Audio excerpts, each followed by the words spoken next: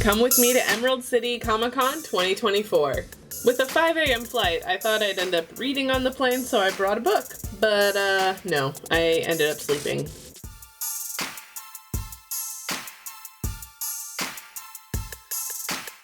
Pro tip, pick up your badge on the first day that you possibly can, because there's going to be less of a line. I had double duty at this convention, so I have 2 badges.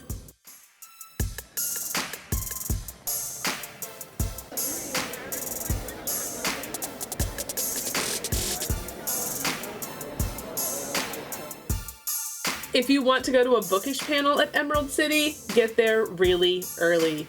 I got there 10 minutes early, and this was still my view.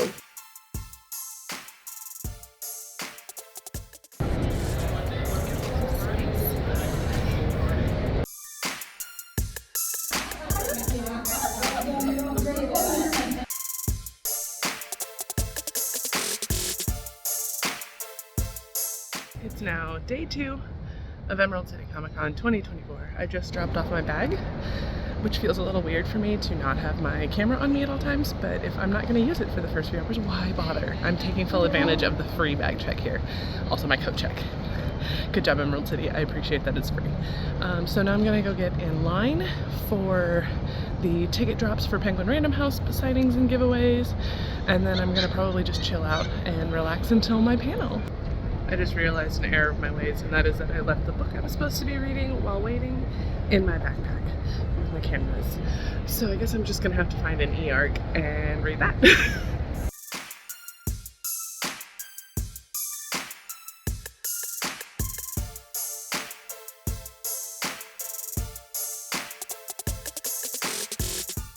As everyone knows, it's gotta be enemies to lovers versus friends to lovers.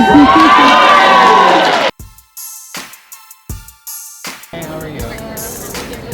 Thank you. Thank you.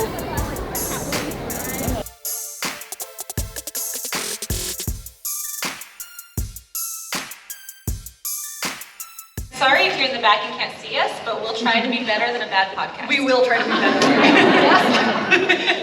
I couldn't really see Marissa, so I held up my camera, and this is the best picture I got.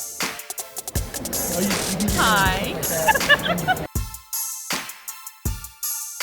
Okay, it's a little past 7:30 on Saturday morning of Emerald City Comic-Con. I am up way earlier than I would like to be because it is Chris Evans Day, and of course his panel is the first one of the day. So I'm sure people have already arrived there, let's be real. But I'm hoping to get in. It's okay if I'm not super close because I do have good lenses for my camera, so I can still get y'all a good shot. But today is also the Marketype Madness, or March Madness of Book World, as I'm calling it. That panel is this evening, and I'm really excited for it. I made up a game. We're gonna find out if the game works, and it's gonna be a good time. And if it fails as a game, I still get to hang out with some authors that I really like. So either way, it's a win. There are a couple books I'm trying to get today. We'll see how that goes, since the ticketing is at 10 a.m. and that's also about the time they're gonna seat us for the Chris Evans panel. I made friends with someone who's an exhibitor near the Penguin Random House booth that's gonna try if I can't get down there, so it'll be fine. Besides, I already have 15 books from this convention, plus the 15 that I brought. My suitcase is gonna have some fun on the way back tomorrow, but it'll be okay. Everything is gonna be okay.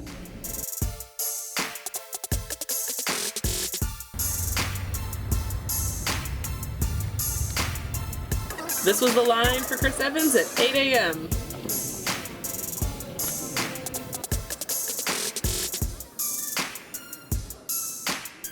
And this was the line right before the doors opened.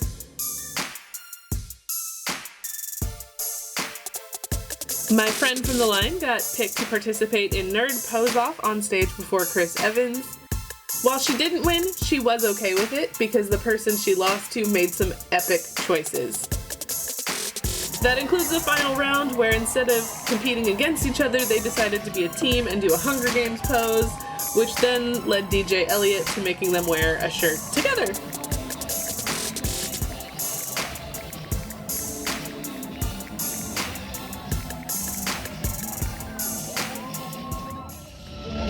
So for real, if y'all aren't best friends after the show today, I don't know what's gonna happen.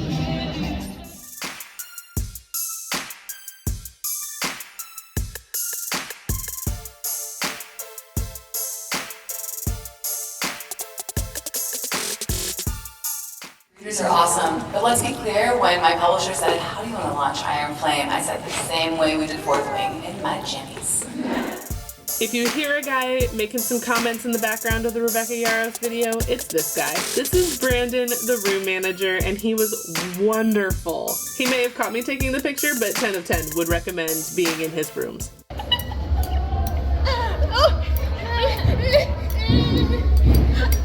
I sword fight better than your dog? Last year, I met Adam at a bookish networking event, and this year he had a whole booth and activity space, so I had to go check it out. Adam started First Fantasy Books as a teacher because he noticed that the kids needed more inclusive fantasy books for young readers. So his books, the goal is to create them from the ones that have those repeated sentences all the way up through teen books.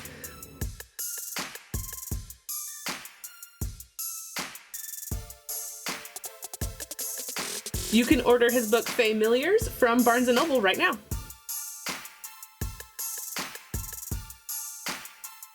We forgot to take a full panel picture, so this is the best I got. Whoops.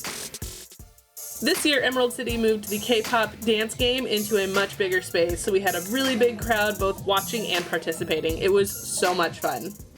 I bought a ticket to The Psychologists Are In live podcast recording with Maggie Lawson and Tim Omundson, which would have been a lot of fun had I not realized a few seconds into it that I did not have my GoPro camera on me and I didn't know where it was. So I was very stressed and didn't really pay much attention. I did end up finding my camera though.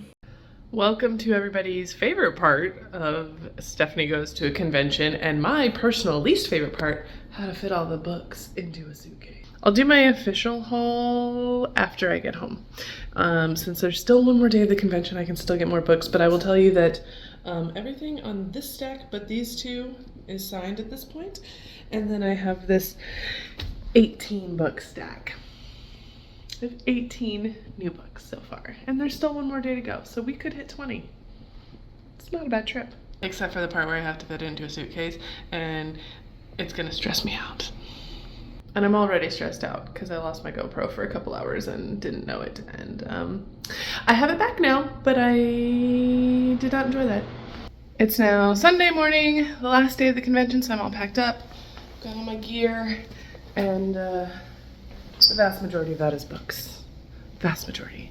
So I am going to attempt to limit myself today to just getting the book quiz book. That's what I'm going to try to do. Am I going to be successful? Probably not. I do love a good free book. So we'll see. And if anybody sees me at the airport struggling to change my weights on my bag, no, you didn't. No, you didn't. Yes, I did have to rearrange the items in my luggage so that I would make weight, and I had to do that in the airport bathroom in front of two authors.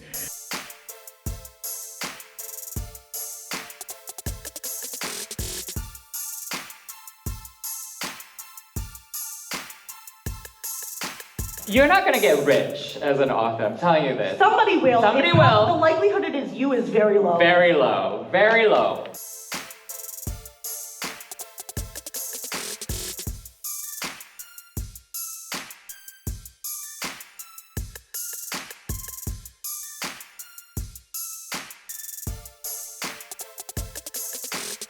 I'm now home from Emerald City Comic Con, and that means it's time to go through the whole suitcase full of books. This is almost entirely books, and there may be more in my other bag. Oops. We'll start with the ones that I took because they were on panels with me, and that includes Anna Gracia, that I got an arc of Boys I Know from back in the day, and her publisher sent me 2 arcs, so maybe I'll do some shenanigans with one of these, but these are now both signed, including my copy, where she not only signed it, but wrote Bay Area Baddies member on it, which was her team name for Marketype Madness. Debut author Christine Ma-Kellums was on my panels, and so her book, The Band, I got this in New York, and she signed it for me. Kristen Dwyer's Atlas of Us. This is such a sad book, and I loved it. I did have a copy of Naz's book, and it's signed, but he sent it to me signed before the panel, so I didn't take it with me.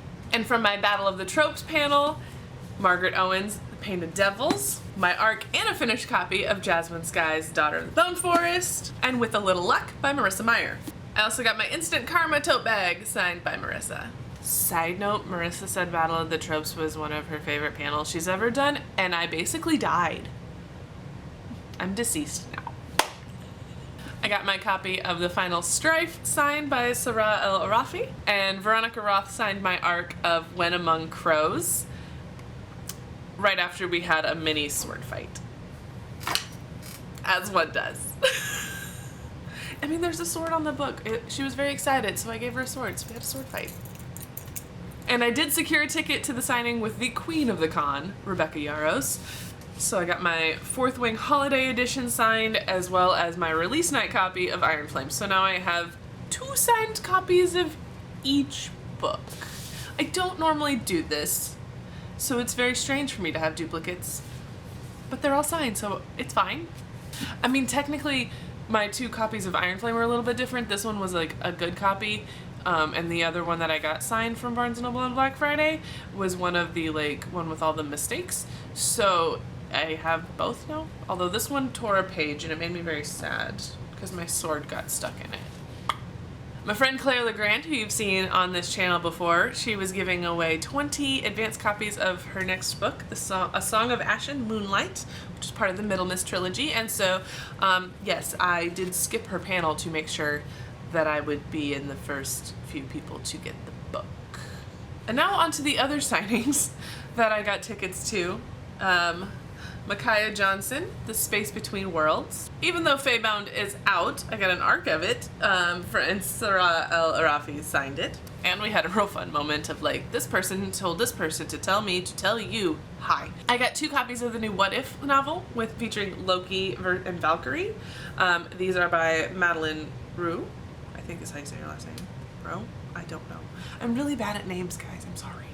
But these are both signed. I got one for myself and one for my friend who is very obsessed with Loki. I got a copy of Peter V. Brett's book, The Desert Prince, and I met Catherine Arden for a signed copy of The Bear and the Nightingale. Then there were the other giveaways. Penguin Random House's booth had a giveaway schedule, and so that didn't require a ticket, it just meant you had to stand in line. So if you saw a bunch of us standing in line by the book booth, now you know what we were up to. We made a lot of good friends in those lines, and we kept seeing each other. But among the books that I acquired from those lines include The Bright Sword by Lev Grossman. This is a King Arthur novel. The Night Ends with Fire by KX Song. All the Colors of the Dark by Chris Whitaker. Assassins Anonymous by Bob Hart. Spelljammer, Memories Wake by Django Wexler. A Discovery of Witches by Deborah Harkness. And I'm really gonna butcher all of the words in this, but Nivola by Paolo Bacigalupi? I have no idea. Help. Then there was the Book Oracle, which is, they've got a couple iPads set up and you take a quiz, and whatever court you get put into is they give you a book that they think you would like based on your answers. I went back every day to do this quiz, so I got a book every day from them.